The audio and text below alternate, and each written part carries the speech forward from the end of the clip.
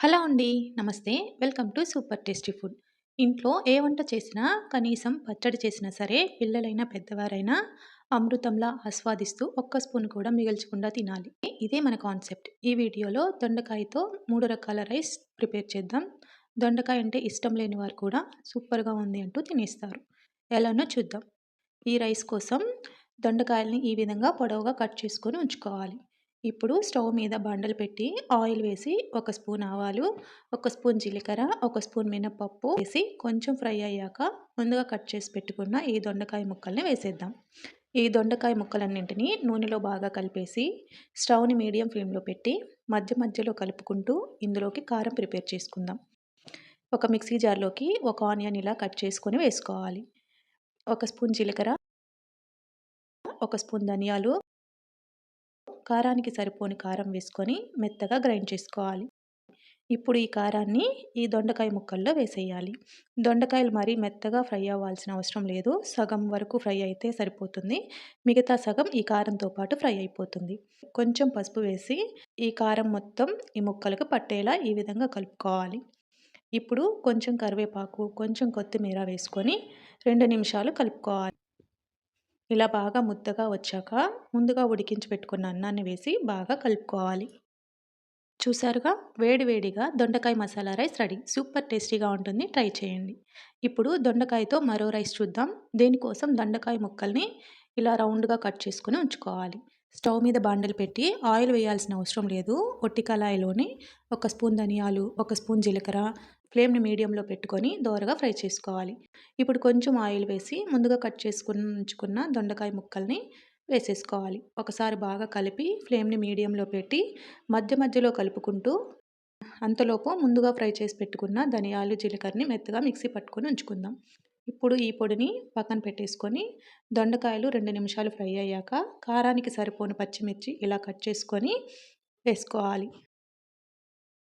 తర్వాత టమాటాలను కూడా వేసుకొని టమాటా ముక్కలు బాగా మెత్తగా ఉడికే వరకు ఫ్రై చేసుకోవాలి. ఇలా టమాటా ముక్కలు ఫ్రై అయ్యేలోపు ఈ దొండకాయలు కూడా ఇంకొంచెం ఫ్రై అయిపోతాయి. ఇప్పుడు స్టవ్ ఆఫ్ చేసి చల్లారనివ్వాలి. మరీ పూర్తిగా చల్లారిపోవాల్సిన అవసరం లేదు. కొంచెం చల్లారితే సరిపోతుంది. ఇప్పుడు ఇవన్నీ మిక్సీ జార్ తీసుకొని అందులో వేసేసుకోవాలి. టేస్ట్‌కి సరిపోను ఉప్పు వేసుకోవాలి. కొంచెం చింతపండు వేసుకుందాం. ముందుగా మిక్సీ పట్టి ఉంచుకున్న ధనియాలు, జీలకర్ర పొడిని కూడా ఇందులో వేసుకొని గ్రైండ్ చేసుకోవాలి. మరీ మెత్తగా కాకుండా కొంచెం మెత్తగా వేసుకుంటే సరిపోతుంది. ఇప్పుడు కళాయిలో ఆయిల్ వేసి ఆయిల్ హీట్ అయ్యాక ఆవాలు, జీలకర్ర, ఎండుమిర్చి, మినపప్పు, పచ్చెనగపప్పు కొంచెం కొంచెం వేసుకొని తర్వాత కరివేపాకు వేసుకొని ఇప్పుడు ముందుగా ఉడికించి పెట్టుకున్న అన్నం, మనం గ్రైండ్ చేసి పెట్టుకున్న దొండకాయ మిక్స్‌ని కూడా కొంచెం వేసి పసుపు వేసి ఈ దొండకాయ మిక్స్ మొత్తం ఈ అన్నానికి బాగా పట్టే వరకు ఫ్లేమ్‌ని లోలో పెట్టుకొని బాగా కలిపేసుకోవాలి. అంతే, ఎంతో రుచికరమైన దొండకాయ రైస్ రెడీ అయిపోతుంది. ఒక్క మెతుకు కూడా మిగిల్చకుండా తినేస్తారు. కావాలంటే ట్రై చేసి చూడండి. ఇప్పుడు టేస్టీగా ఉండే దొండకాయతో మరో రైస్ చూద్దాం. ముందుగా దొండకాయల్ని ఈ విధంగా కట్ చేసుకొని ఉంచుకోవాలి.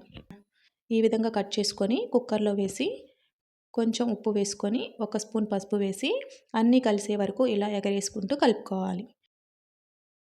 ఇప్పుడు ఒక చిన్న గ్లాస్‌తో హాఫ్ గ్లాస్ వాటర్ వేసుకుంటే సరిపోతుంది.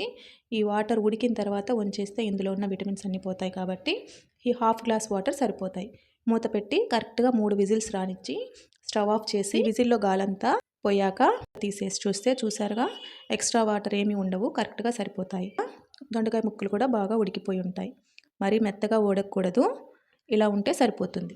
ఇప్పుడు స్టవ్ మీద కళాయి పెట్టి ఆయిల్ వేసి వేడెక్కాక ఆవాలు, జీలకర్ర, మినపప్పు, పచ్చెనగపప్పు కొంచెం కొంచెం వేసుకొని ఒక ఎండుమిర్చి, 2 రెమ్మల వెల్లుల్లి పొట్టుతో సహా ఇలా దంచి వేసుకొని మొత్తం ఇలా గోల్డెన్ కలర్‌కి వచ్చాక ముందుగా ఉడికించుకున్న దొండకాయ ముక్కల్ని వేసి ఫ్రై చేసుకోవాలి.